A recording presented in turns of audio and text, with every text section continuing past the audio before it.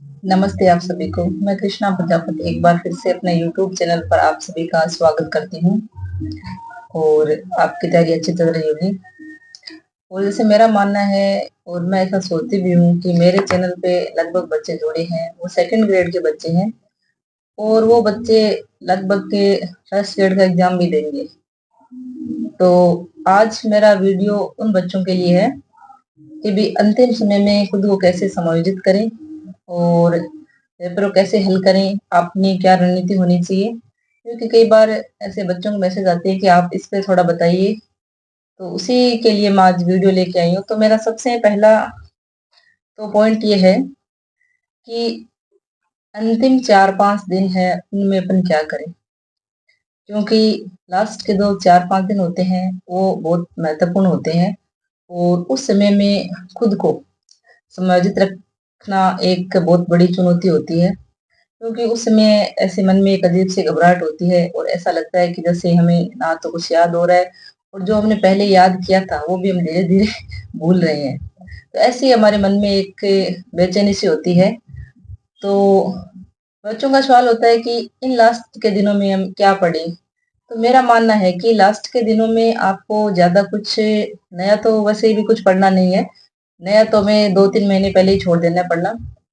बाकी लास्ट के 4-5 दिनों में हम इतने दिन जो चीजें पढ़ते आ रहे थे उनको बस धीरे धीरे ये करना है कि आराम से बस उनको देखना है, ज्यादा उन पे जोर नहीं देना है कि मैं याद हो रही है या नहीं हो रही है। और जो डाटा वाले क्वेश्चन है, जहाँ डाटा से क्वेश्चन पूछे जाते हैं, उनको हमें सरसरी नजरों से जरूर साथ साथ में देखना है। और ऐसा नहीं सोचना है कि भी मुझे याद हो रहा है या नहीं हो रहा है, ऐसे माइंड में आपको कोई भी थिंकिंग लेके नहीं आनी है। ठीक है, आपका काम है बस आपका जो डाटा है, आपका जो मैटर है, उसको बार बार धीरे धीरे सरसरी नजरों से रिवाइज करना। ठीक है। और इसमें ऐसे थोड़ी मन में घबराहट भी होती है, चिंता भी होती है कि क्या पता नहीं कैसा होगा और मैं कैसा कर पाऊंगी। क्योंकि वही बात है, बच्चे 2-3 साल की मेहनत होती है और वो पूरी मेहनत उन 3 घंटों पे डिपेंड हो जाती है कि हम एग्जाम हॉल में 2-3 घंटे अपना समय कैसे बिताते हैं, खुद को कैसे समायोजित करते हैं। तो पहला ये बात होगी कि 4-5 दिनों में क्या करना है। तो जो आप इतने दिनों चीजें पढ़ते हैं उनको धीरे धीरे बस रिकॉल करना है और ज्यादा दिमाग पे जोर नहीं देना है बस। ठीक है। फिर बात आती है एग्जाम हॉल की कि भी अब ये है कि भी प्रवेश पत्र लेना है और पारदर्शी पेन लेना है, ये सारी बातें आपको बताने की जरूरत नहीं है, ये सारी बातें आपको पता है। अब अपन बात करते हैं एग्जाम हॉल के अंदर की कि हमें वहां क्या करना है। अब मेरे को सबसे मतलब घटिया चीज ये लगती है कि वहां 1 घंटा पहले ही ले जाके बिठा देते हैं और वहां पे बैठे बैठे अपना दिमाग एकदम वैसे सुना सा हो जाता है और इधर उधर अपने ऐसे देखते रहते हैं और ऐसे मतलब मैं मेरा बताऊं तो मेरे को ये अच्छा फील नहीं होता है। मेरे को वहां पे जाके 1 घंटा पहले बैठना वो सबसे बेकार लगता है। अब वही बात है, नियम है तो हमें भी नियमों का पालन करना पड़ता है।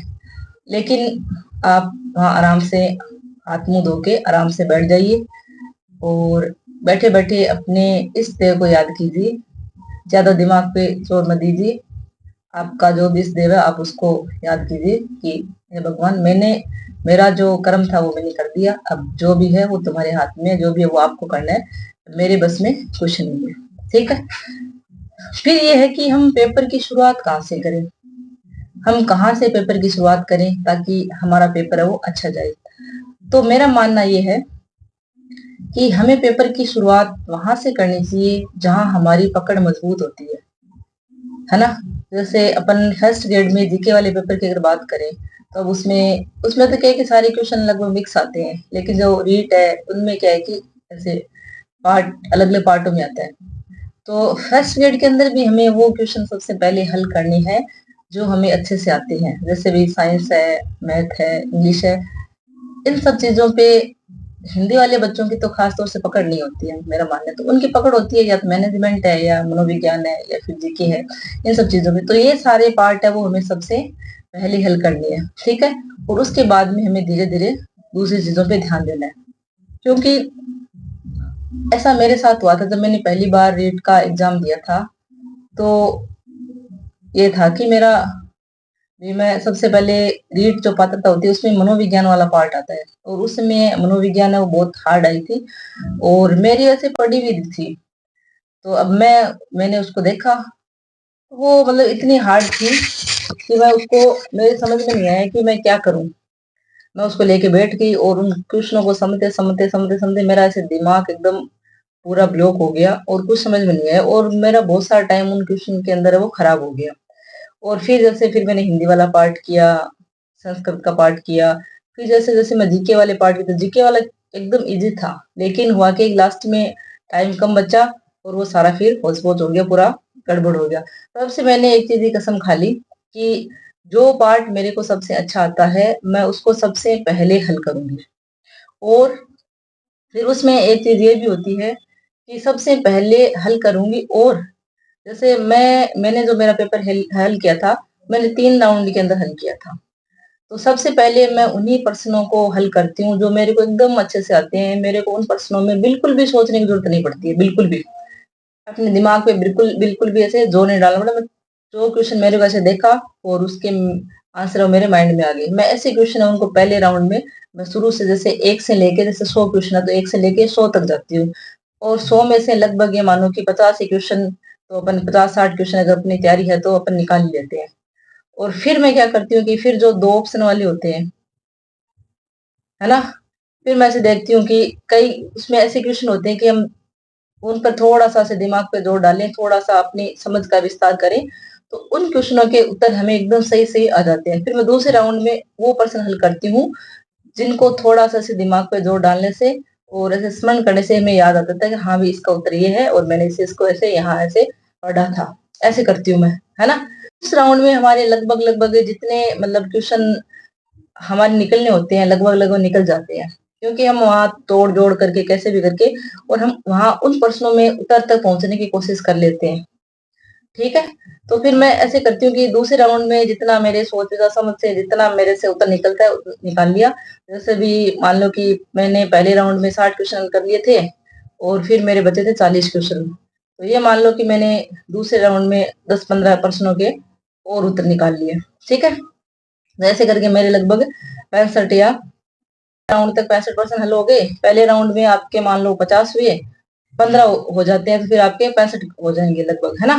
तो अब 65 का आपने आंकड़ा छू लिया है। अब आपके पास तीसरा राउंड है और तीसरे राउंड में आपके पास वो पर्सन बचे हैं जो 2-2 ऑप्शन वाले हैं। वहाँ आपको लगता है यार ये हो सकता है, ये हो सकता है, ये हो सकता है या ये हो सकता है।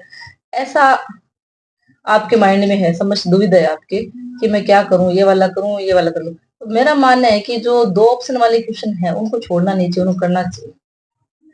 और उन प्रश्नों के अंदर एक बार में जहाँ हमारा मन कह देता है ना कि इस प्रश्न का ये उत्तर है, जहाँ अपने दिल की आवाज़ आ जाती है कि इसका ये उत्तर है, तो वहाँ ज़्यादा दिमाग लगाने की ज़रूरत नहीं होती है, वहाँ वो कर देना चाहिए। क्योंकि मैंने पहले फर्स्ट ग्रेड एग्ज़ाम दिया था, तब उस टाइम मेरे में ऐसे हुआ था। मेरे बहुत सारे क्वेश्चन थे, मेरा ऐसा मन कर रहा था कि कर दूँ, लेकिन ये था कि नहीं नेगेटिव में चली जाऊँगी, नहीं करूँगी।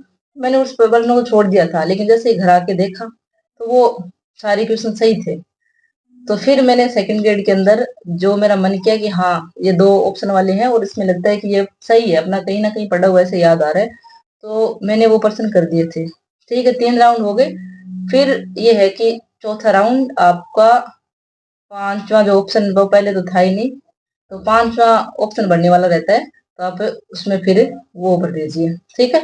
और फिर कई बच्चे ऐसे जाते हैं कि कितने प्रश्नों को हल करें? घर से ऐसे सोच के जाते हैं पीछे के कट ऑफ के हिसाब से कि भी जैसे 150 है तो 150 में कम से कम 120 तो करनी है, इतना तो मैं कर ही दूँगा, इतना करना पड़ेगा वरना तो मेरा नंबर नहीं आएगा। तो ये कोई बात नहीं होती है ना, क्योंकि कितने परसेंट हल होंगे, हमसे वो सारी चीज़ें बाद में एग्ज़ाम हॉल के अंदर डिसाइड होती है, किस तरह का पेपर आता है, पेपर का स्तर देखने के बाद में ही हम ये चीज़ें डिसाइड कर पाते हैं कि हम इस पेपर में कितने क्वेश्चन है वो हल कर पाएँगे। क्योंकि कट ऑफ हमेशा एक जैसी नहीं रहती है, कट ऑफ का एक मोटा-मोटी चलो अपन आइडिया लगाते हैं, लेकिन हर बार वो आइडिया सही नहीं जाता है, जैसा कि आपने नीट के एग्ज़ाम में भी देखा नहीं आए थे, है ना? तो आपको ऐसा नहीं करना है कि मैं पीछे ये रहा है तो मैं कम से कम इतने करूँगी। लेकिन वही बात है, पेपर का स्तर है वो मेरिट डिसाइड करता है, कि भई अगर पेपर हार्ड है तो मेरिट कम जाएगी, अगर पेपर ईज़ी है तो मेरिट है वो हाई जाएगी। तो आपको ऐसा ज़्यादा कोई विचार नहीं करना है, कि मेरे को इतने परसेंट तो करने ही है। ठीक है। फिर है कि नेगेटिव मार्किंग से कैसे बचें। तो वही बात है कि ज्यादा आपको, मैंने जैसे बताया कि 3-4 राउंड आपको लगानी है, और वो भी जल्दी जल्दी। ऐसे नहीं कि आप क्वेश्चन को पकड़ के बैठ जाओ, ऐसे नहीं करना है। क्वेश्चन को देखा, उतर आया तो ठीक है, नहीं आया तो ठीक है। वो मैंने जो बताया उस हिसाब से आपको फटाफट फटाफट 3-4 राउंड ऑफ पेपर के लगाने हैं। और फिर ये कि लास्ट में कई बच्चे ऐसे होते हैं, मैंने देखा है कि वो लास्ट में 5 ऑप्शन ही भरते हैं, ऐसे बैठे रहते हैं, और ऐसे अचानक फिर वो मार्क खोलते हैं, उसमें 2-3 प्रश्नों जैसे वो गोले कर देते हैं। ऐसे नहीं करना है। ठीक है ना। अपना मन करता है कि यार 2 कर दूं, 5 कर दूं, 1-2 और कर दूं, क्या पता सही हो जाए। लेकिन जो लास्ट में अपन ऐसे करते हैं ना, जो तुक्के लगाते हैं, वो तुक्के लगभग गलत जाते हैं। तो आपको ऐसा बिल्कुल भी नहीं करना है। जैसे आप 2-2 ऑप्शन वाले अगर कट कर देना, तो फिर आप उसके बाद में आपको ज्यादा नहीं करना है, क्योंकि ऐसा करने से फिर अपन नेगेटिव में चले जाते हैं। मैं तो भी जैसे कर लिया लास्ट में 2 ऑप्शन वाले, और फिर मैं तो पेपर को बंद करके छोड़ देती हूँ, ज्यादा ध्यान नहीं देती हूँ। तो आपको भी वैसा ही करना है। ठीक है। फिर ये हो ही किया नेगेटिव मार्किंग वाला। और 2 ऑप्शन वाले मैंने आपको बात बताई दी है कि भी 2 ऑप्शन है वो, उनसे अपन कैसे बचें, कैसे उनको अपन निकालें। तो ये मेरे हिसाब से छोटी मोटी बातें हैं जो हमें परीक्षा के टाइम थोड़ी ध्यान में रखनी चाहिए। बाकी तो ठीक है, जो अपनी किस्मत है, जो अपना नसीबा है, जो जैसा होगा वो वैसा होगा ही।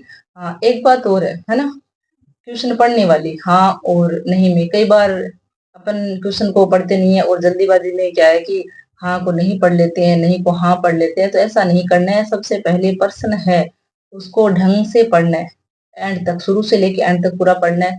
फिर 4 ऑप्शन पढ़ने हैं, और फिर उसका उत्तर देना है। अपन क्या करते हैं कि पढ़ा हुआ क्वेश्चन ऐसे आ जाता है, तो ऐसे मतलब बहुत ज्यादा अपन हमारे ओवर कॉन्फिडेंस हो जाता है, और हम उस पर्सन को ना तो ढंग से पढ़ते हैं और ना ही उत्तर को ढंग से पढ़ते हैं। तो फिर वो हमारा हाँ और नहीं के चक्कर में हमारा वो पर्सन है वो गलत हो जाता है। तो ऐसा हमें नहीं करना है। और देखिए 100 तक क्वेश्चन करते हैं, फिर साथ में उम्र भरते हैं। और कई बच्चे हैं कि भी जैसे 20% हल कर लिए, 30% हल कर लिए, तो जो 20 के 30 के वो भर देते हैं। तो मेरा मानना ये है कि हमें जैसे 20-30 अपन जैसे जितने जितने क्वेश्चन हल करते जाते हैं, वैसे वैसे हमें हमारी ओमआर के अंदर फिल करना चाहिए, है ना। क्योंकि वो कई बार ये होता है कि एक गोला अगर बीच में छूट गया, तो कई बार पूरी की पूरी ओमआर भी गलत भरी जाती है। और अपन ऐसे 20-20, 10-10% अगर भरते हैं, तो इसमें गलतियां होने की संभावना है वो कम रहती है। और एक तो हाँ और नहीं वाला, और एक गलत गोला भरने वाला, ये सबसे ज्यादा हमें दुखी करते हैं, है ना। कई बार अपना उत्तर सही होता है, सही आ रहा होता है, लेकिन ओमआर में गलत फिल कर देते हैं। कई बार पर्सन को गलत पढ़ लेते हैं। फिर वो सारी चीजें मेरे साथ खुद के साथ भी ऐसा पहले हुआ था। तो ऐसे वो सारी चीजें ऐसे तो हमें रात भर दिन में ऐसे मतलब कचोटती रहती है कि मैं ऐसा कर देती, ऐसा कर देता, ये मैं ऐसा पढ़ लेता, ऐसा कर लेती। तो मतलब जो क्वेश्चन नहीं आते ना, वो हमें इतना ज्यादा दुखी नहीं करते हैं जितना ये आने वाले क्वेश्चन है वो दुखी करते हैं। तो इन चीजों का 2-3 दिनों में अपने, इन बातों का अपने माइंड में बिठा लेना है 2-3 दिनों में, कि भाई मेरे को ऐसे ऐसे करना है, ये सारी चीजें करनी है। ठीक है ना। तो मेरा आज वीडियो बनाने का यही पर्पज था कि मैं आप सबसे थोड़ी बातें करूं, और आपको इस बारे में थोड़ा सा बताऊं। ज्यादा मेरे को ज्यादा वैसे भी नॉलेज नहीं है, मैं भी आपकी तरह ही हूँ। तो मेरे पास जो भी थोड़ा बहुत नॉलेज था वो मैंने आप सबके साथ शेयर करने की कोशिश की। धन्यवाद। अगर आपको वीडियो अच्छा लगता है, जानकारी अच्छी लगती है, तो चैनल को सब्सक्राइब करें, वीडियो को लाइक करें, शेयर करें, क्योंकि ये आपका अपना ही चैनल है। आपके बिना मैं कुछ भी नहीं हूँ। धन्यवाद।